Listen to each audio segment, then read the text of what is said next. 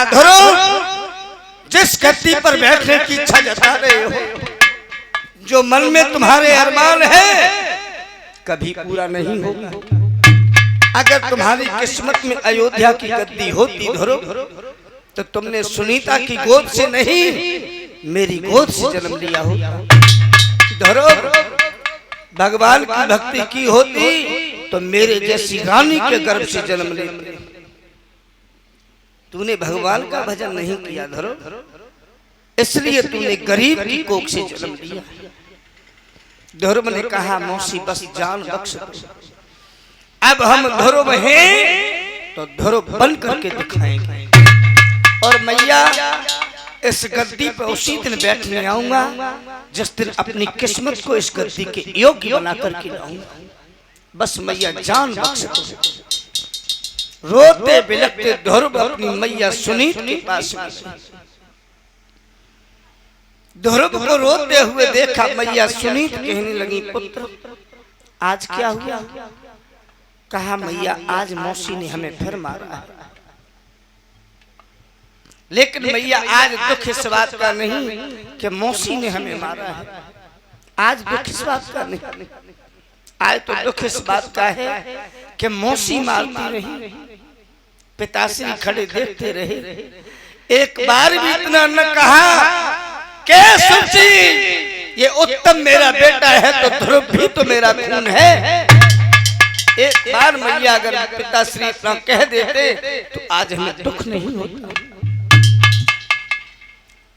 सुनीत कहने लगी है बेटा जो तुम्हारे पिता होते तो कहते, वो तुम्हारे पिता नहीं उत्तम के पिता है। ध्रुव कहने लगी है मैया फिर मेरा पिता कौन है? मैं तो महाराज को ही पिता समझता था। ध्रुव मैया से प्रश्न करते हैं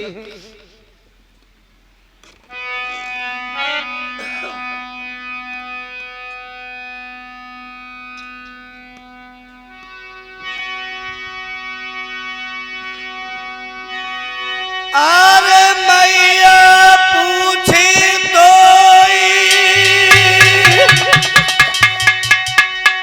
बताइए मोई कहाँ मैं जाऊं,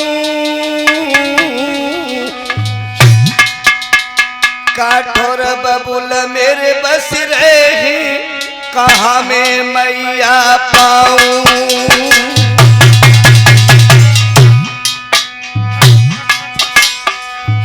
और बबुल मेरे बस रहे कहाँ मैं जननी पाऊं।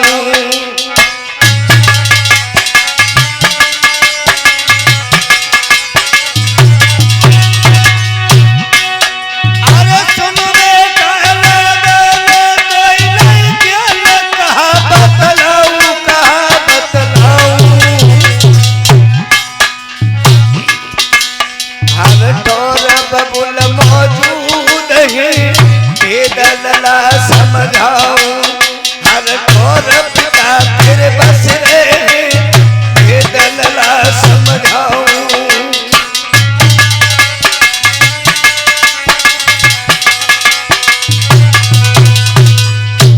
कहा मैया मैं तो नहीं पिता समझता था, मेरे पिता कहाँ हैं?